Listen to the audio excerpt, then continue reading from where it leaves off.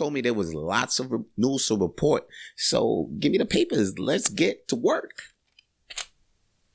How's there a lot of news on this? And you said, okay, whatever, man. I'm just going to report whatever the fuck is on this little small ass paper. You tell me there's mad news on this. And I was ready to go in like a heavy. Okay, anyway, first, guess it's time for me to report. I'm your boy Vance Michel, repping comedy gang. And it's time for me to report this news on God. Yo, check it, man.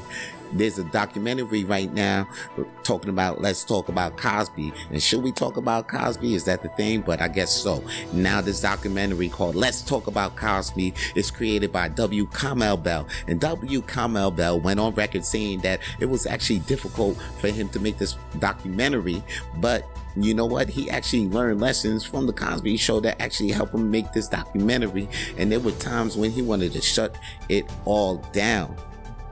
But he remembers the man that he is and doing the things that he had done. So it helped him prepare to make this documentary.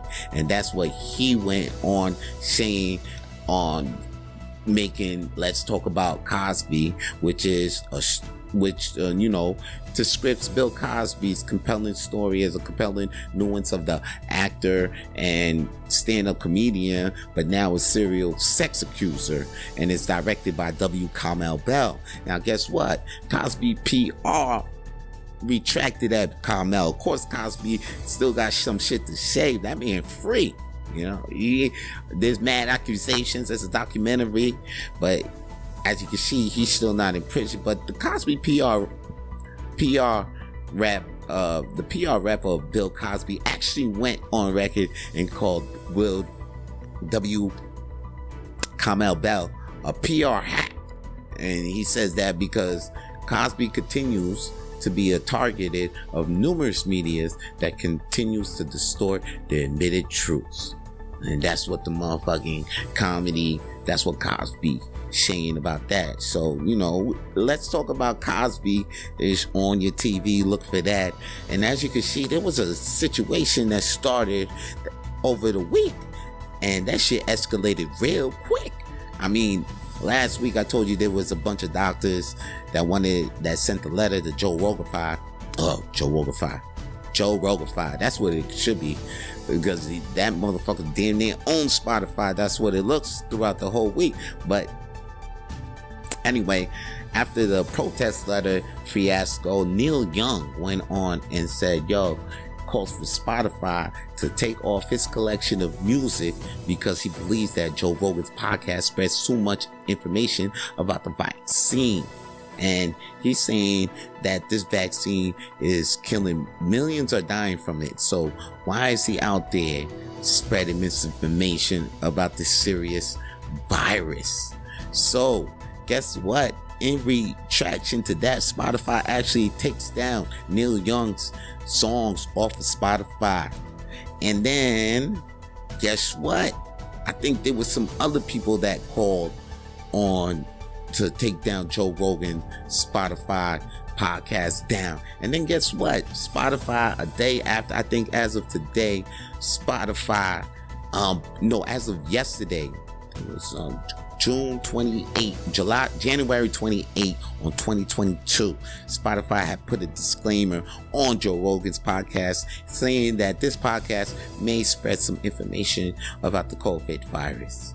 And now, if you can go on Joe Rogan's Instagram, Joe Rogan has a lengthy reply talking about all his haters that got something to say about his podcast on Spotify. I don't have the details of that Instagram, but I'm sure I'll probably have that details. Actually, no, I won't have the details. But if you want, just go to @Joe Rogan on Instagram. That brother is not hard to find, and check out his latest post on Instagram. Moving on, I heard in the news that PDD is going to start a comedy boat. That's right. Him and his boy, don't got his name, but they bought a ferry on. They bought the State Island ferry called the JFK. And in a few months, they about to dock that shit at the bay. That shit rhymes, so you know it's the truth. And turn it into a comedy club, man. PD actually grew up, with this boat, him and his boy, you know, they've been riding that boat. He from State Island, and now this is like a childhood dream come true. So I'm I like to see things like that, man, and that's what inspires me to keep doing what I want to do. And you know what's another thing that keep inspiring me to do what I want to do is when I see people get rewarded or they get their flowers for the hard work that they've been putting in. Like right now, my man Jon Stewart is actually going to be the next recipient of the Mark Twain Award, man. That's right, he's going to be the 23rd recipient of the Mark Twain Award. Now, you like the Mark Twain Award? I know that award because Dave Chappelle was the last recipient, and we didn't even, like, you was probably a comedian at home, like, oh snap, comedians get other important awards other than the Golden Globes and Oscars. You get this Mark Twain Award too. That looks nice. And I didn't have, so you probably had no idea of this award like many others until last year when Dave Chappelle won that shit, and he had his Netflix on, he had that award ceremony on Netflix, and everybody could see about that. And now it was like, oh shit, Mark Twain Award. So guess what? Jon Stewart is the next recipient. The former host of The Daily Show is going to get that Mark Twain Award for American humor. So look out, probably that shit's going to be on Netflix. And I know the boy Jon Stewart went on record saying he's happy because Mark Twain was one of his heroes. One of my heroes too was Patrice O, and they had a benefit concert for him in New York, and you can catch the coverage for all of that because there was a lot of comedians, including Sneaky Pete. Bill Burr, of course, held it down, and of course, you know, he was responsible for making this thing happen. It's a 9th annual Patrice O'Neal benefit comedy concert thing. So check it on interiobang.com, the coverage from that, the one article in the whole world about Patrice O'Neal and benefit concert. So I'm going to put a link in that in my descriptions, and you make sure you check out for that. Also coming out soon, another documentary, positive documentary on Weird Al Yankovic is coming out soon. It's going to be called Weird Al.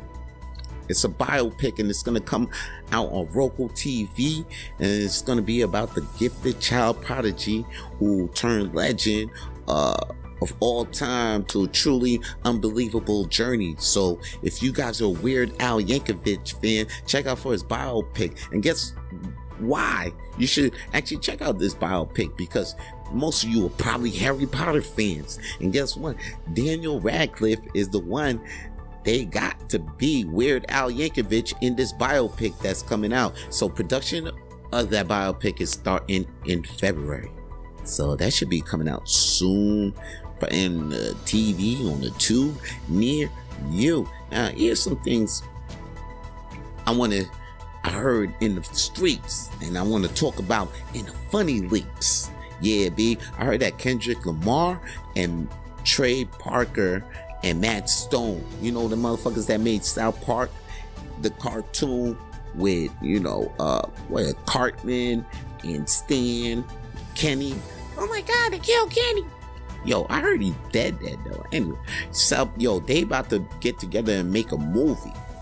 I heard about that. So yo, check for that in the theater near you for real, B. Or check that probably in the streaming service near you. You also know what I heard in the funny leaks too. That motherfucker Jeff Bezos, right? Amazon billionaire, right? He was caught hanging out all day with guess who else? Sneaky Pete and Kim K, B. He was with them motherfuckers damn near all day.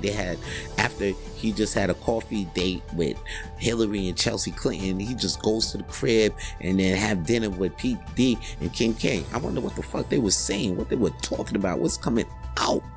You know what I'm saying? Like Kanye sending mad threats at P. D. So P. D. probably had to be like, yo, Jeff Bezos, you gotta help me. You know, I ain't got enough money to back up Kanye. This motherfucker's in the shower with his Yeezy boots, not taking his meds.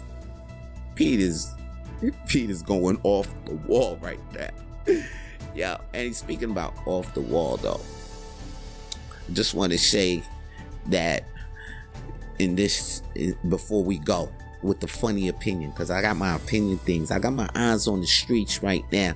It looks like the next frontier, well, not yet, but you know, like I guess in a few years, the next frontier, look out though, the next frontier could be the metaverse, man, because I was in a comedy show in the metaverse probably a couple of weeks ago with my VR goggles, Oculus system and everything, and I did an open mic.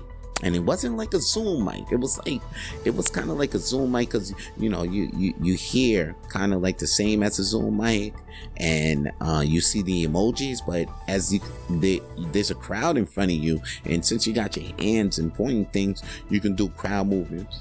You could do like actual kind of crowd work, talk to the people in the crowd, and they respect, you know, might react back. It's the closest thing to a virtual, like I did as a comedian. I feel like, yeah, it's the closest thing to not, if you're not doing it live, then this is the closest thing. That's why I feel like the metaverse could be like one of the next frontiers in comedy. So guys, if you got your Google's Oculus, why don't you try to look for these open mics and try it out.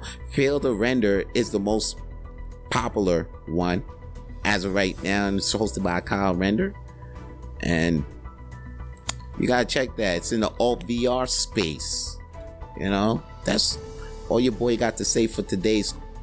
I'm Vance Michel. You know, got so many. You guys called me off my job. You know, I got that other podcast. I was just still in the mid-run, but you know. Anyway, I'm Vance Michel, and this has been the Funny Papers with Vance Michel. I'm done reporting on God, repping comedy gang.